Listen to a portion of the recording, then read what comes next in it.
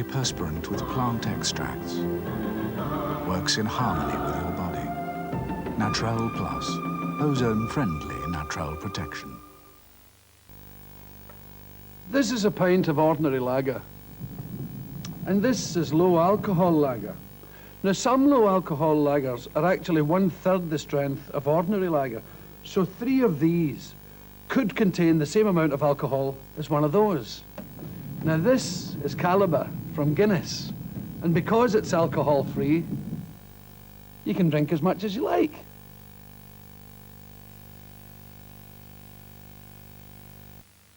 Carisma from Turtle Wax keeps all inside and outside car trim in showroom condition. New car trim? Carisma for a new car look inside and out.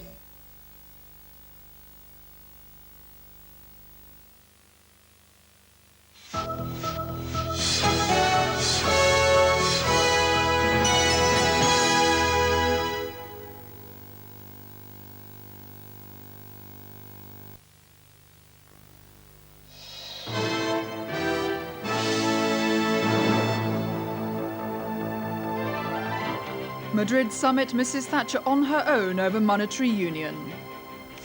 Good morning, it's 5 o'clock on Monday the 26th of June. This is ITN's Morning News. The headlines. The European summit opens in Madrid this morning with Mrs. Thatcher isolated from her community colleagues over plans to put sterling fully into the European monetary system and over a charter of workers' rights. Wednesday's rail strike now looks certain to go ahead after warnings by rail union leaders of further strike action. And Wimbledon gets underway with full television coverage assured. Also in this morning's programme, storming the Bastille by computer, celebrations for the bicentenary of the French Revolution, a report in World News. And from American television, parades across America celebrate the 20th anniversary of the birth of the gay rights movement. But the main news this morning, and first to Madrid and the European summit, which begins today. Mrs. Thatcher last night said she had found some common ground during talks in Madrid with the Dutch Premier, Mr. Ruud Lubbers. But the Prime Minister is likely to find herself alone in her opposition to moves to bring about closer European economic and monetary union. Indeed, the Spanish Prime Minister, Senor Felipe González, has warned the community may go ahead without Britain if needs be. The signals from Mrs. Thatcher's entourage as she arrived were mixed. Before her appearance on the steps of her aircraft, the word had been that just perhaps she might finally spell out the precise terms under which Britain will join the EMS. But then it was disclosed that she has arrived armed with a 14-page document that sets out why Britain believes any social obligations tied to membership of the EMS are unacceptable. Her aides say she intends to go in fighting, declaring that it is she who has rescued Europe from the brink of bankruptcy through her action on agricultural spending, and that the other leaders cannot accuse her of being anti-European. It is the possibility that the pound might one day become this, an AQ, that fills her with despair. Mrs. Thatcher sees in this base metal creature of common currency the ultimate loss of British sovereignty. That Brussels should also set levels of minimum pay and rights for even the poorest workers across Europe as part of the social charter that accompanies monetary union angers Mrs. Thatcher still further.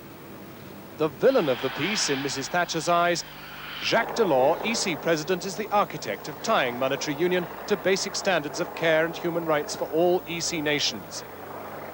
In a park in Madrid, Spaniards were celebrating European unity, but their Prime Minister, Felipe González, has warned that failure to agree to go forward on monetary union this week could set the process back 10 years. Wednesday's one-day strike by rail workers looks set to go ahead. And NUR leader Jimmy Knapp has threatened months of disruption as staff on British Rail and London Underground pursue their pay claim. Mr. Knapp appealed to British Rail to travel to the conference for peace talks, but confessed that it looked most unlikely that anything could prevent the next 24-hour strike set for Wednesday from going ahead. The NUR General Secretary was scornful of suggestions that a long campaign of strikes would result in substantial line closures. It was, he said, an era of expansion and rising demand for the railways. The public know that the problems of overcrowding, high fares, and the other problems that they have to face are symptoms of the same disease that brings low pay, long hours, with the accompanying strains and stresses on the workforce that brings. British Rail still insisted that the union must refer the dispute to the industry's arbitration machinery, and that there was no question of reopening direct negotiations on its 7% offer on basic rates. But it's thought likely there'll be some new attempt to get peace talks going this week. Michael Green, ITN, Newcastle. Unions at the BBC say they won't be disrupting coverage of the Wimbledon fortnight, which begins today. Wimbledon had been a prime target for staff in dispute with management over pay. But it was decided to withdraw threats after learning that BBC management had drawn up contingency plans to ensure TV coverage would continue. A heath fire on Exmoor raged out of control as strong winds drove the flames towards the village of Woodcombe. Firemen eventually got it under control, but warned that there is a high risk of fire throughout Britain because of the long dry spell. British heart surgeons have flown to Greece to treat Andreas Papandreou. Crowds have gathered at the hospital where Mr. Papandreou was admitted with pneumonia and heart and kidney problems. He is now caretaker premier after losing last week's general election. His very public affair with a former air hostess dented his popularity. She was at his bedside last night. The Democrat MP Simon Hughes has denied reports that he's to defect to the Green Party. But he says the Democrats must become greener themselves, and he's urged the party to put the environment at the top of their list of policies. The Transport Union leader Ron Todd has warned the Labour Party that it can't rely on a blank cheque of support from his union. He issued the warning as the union's policy-making conference prepares to debate unilateral nuclear disarmament in Brighton tomorrow. It was at last year's Labour Party conference that Ron Todd and the TNG effectively scuppered Neil Kinnock's attempt to swing the party towards multilateral nuclear disarmament. And for the transport leader on the eve of the Brighton conference, facing another battle to preserve 30 years of unilateralism. Conference resolutions call for a move away from what's been regarded by the Labour leadership as a losing strategy. It never was a blank cheque. We want to support the party. We continue, and evidence shows how we've supported the party. But there are some issues, some on fundamental principles that we believe we've got to adhere to. The TNG is Neil Kinnock's own union, and he'd dearly love to see his new multilateralist stance supported on Tuesday, further sustaining his political momentum. But many delegates here think that's unlikely. 30 years of unilateralism will not be easily cast away. Mr. Kinnock now believes he's already got enough union support to win the vital defence vote at the Labour Party conference in October, and that's with or without the help of the transport workers. But a defeat here on Tuesday would dangerously reduce his margin of error. Peter Sharp, ITN in Brighton. 8 nuns saddled up at this year's International Nun Run horse race in Trim, County Meath. Though it was a Sunday, spectating nuns had a flutter, with Holy Moses, Chastity's Delight and Vatican Calling to choose from. And the nun with the winning habit turned out to be Sister Olive Irwin on Bright Star. She won a cheque for £1,000 to be donated to charity. After the break, the world news, including a look at how France will celebrate the bicentenary of the revolution. Join us then.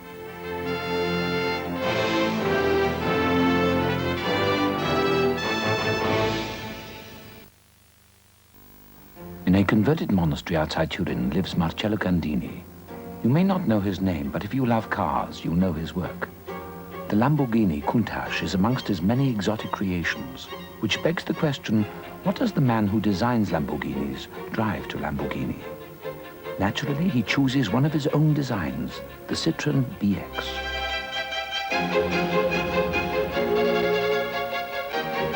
Beneath Signor Gandini's sleek exterior beats a heart with 16 valves delivering 160 brake horsepower.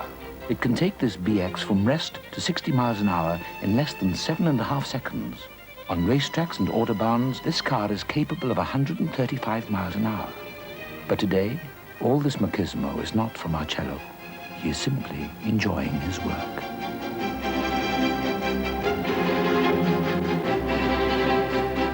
Citroen DX. Do you enjoy getting to work as much? Your eyes could melt the hardest heart. They sparkle like the stars. Zabba-doo-doo-doo-da, ba-ba-ba-ba-ba, la-da-da-dee-dee-dee, la-da-da-da. The Labbatt's lager. Malcolm the Mountie always gets his can. Until now, high performance and family cars have been stuck with the same unleaded petrol. But many performance cars lose power because of it. BP's the first to offer you a choice. Unleaded for most cars, and super green for high performance cars that don't need lead but need 4-star performance.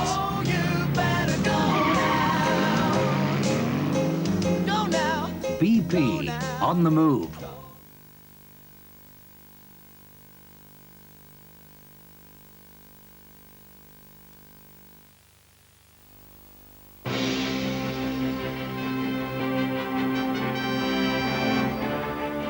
Welcome back. It's 9 minutes past 5. Now it's time for the world news, which was first broadcast to viewers in America, Japan and Australia last night.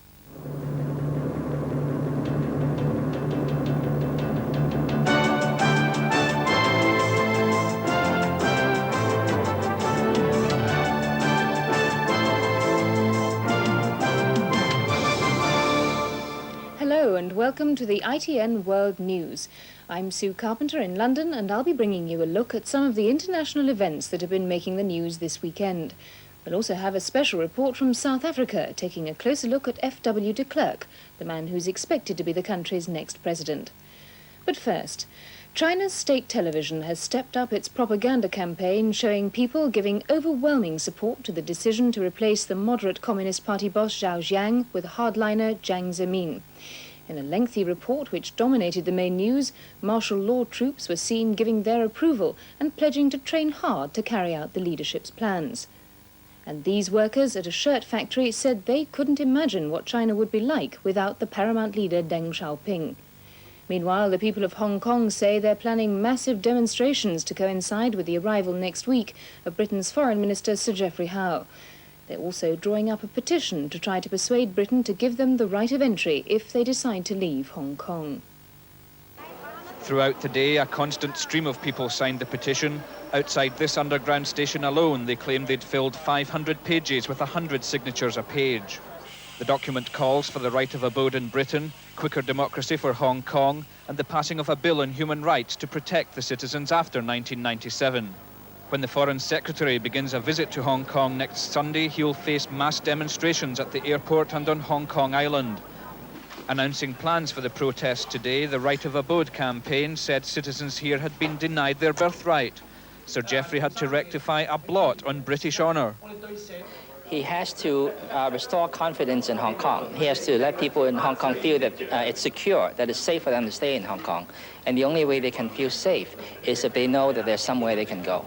There's still disappointment here that Alan Lee and Dame Lydia Dunn failed to achieve a breakthrough over the right of abode during their visit to Britain. Clearly, when Sir Geoffrey Howe returns the visit next week, he'll be left in no doubt just how strongly the Hong Kong people feel. Bill Dunlop, ITN, Hong Kong.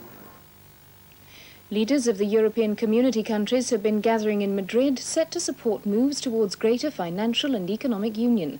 The community is expected to give its backing to the Delors report, which calls for a single European currency and a central European bank.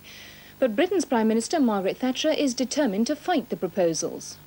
Unlike Mrs. Thatcher's previous rows with Europe, what makes this argument so contentious is that it stems directly from the Single European Act she herself agreed to 3 years ago. What the pro- and anti-market conservatives are saying is that, by signing that act, she committed herself to the moves in Europe she's now so unhappy about. But one senior Tory backbencher who opposed the signing says she should stand up to the community. I would advise her to be as polite as possible, but not to give an inch. Why do you advise her not to give an inch? Because I do not think that it will be in this country's interest to become a full member of the exchange rate mechanism. That mechanism is just part of the first stage of European Commission proposals for eventual monetary union, which is planned to take place in 3 stages. Stage 1 would entail all member countries joining the full European monetary system, which links the various currencies. The date set for that is July 1990. Stage 2 calls for one economic plan for Europe with much more coordination of monetary policy, which in turn would mean more power for Brussels. No date's been fixed for that. Stage 3, the most contentious, would mean one currency for all countries. The pound would go. As well as that, there'd be a central European bank, and Brussels would eventually have control over national budgets.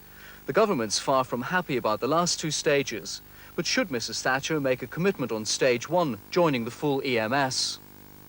I think as far as the summit is concerned, the city is looking for a very firm commitment, a timetable which will take us into the European monetary system with